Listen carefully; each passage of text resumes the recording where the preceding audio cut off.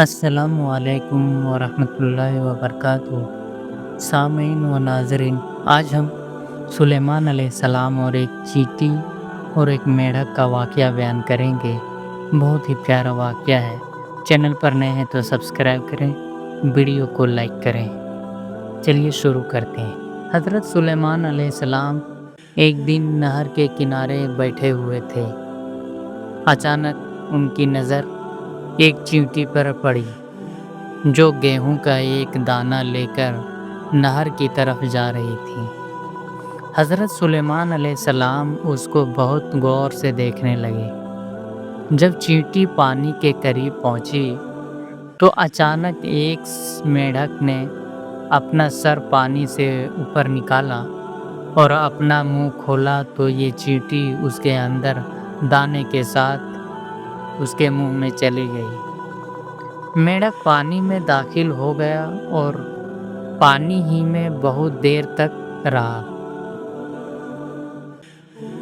सुलेमान अलैहिस्सलाम उसको बहुत गौर से देखते रहे। ज़रा ही देर में मेंढक पानी से निकला और अपना मुंह खोला तो चींटी बाहर निकली, अलबत्ता उसके साथ दाना न था।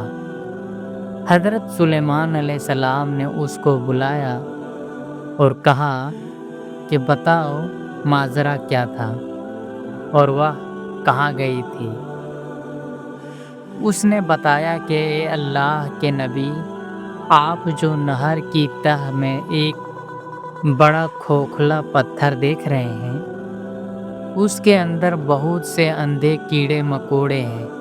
अल्लाह ताला ने उनको वहाँ पर पैदा किया है और वह वहाँ से रोज़ी तलाश करने के लिए कहीं नहीं जा सकते।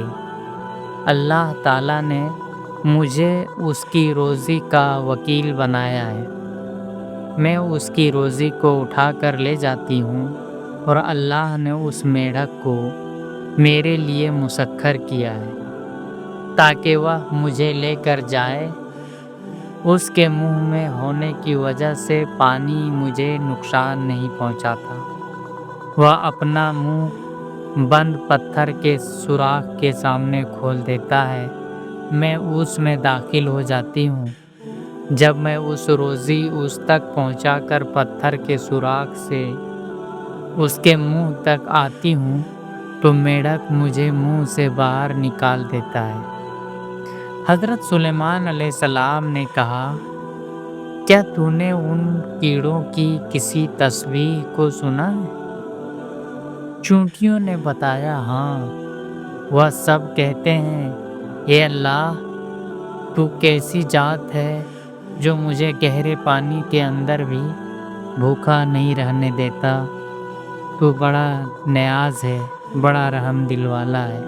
बेशक तू सबों को रिज़्क देता है, रोज़ी देता है।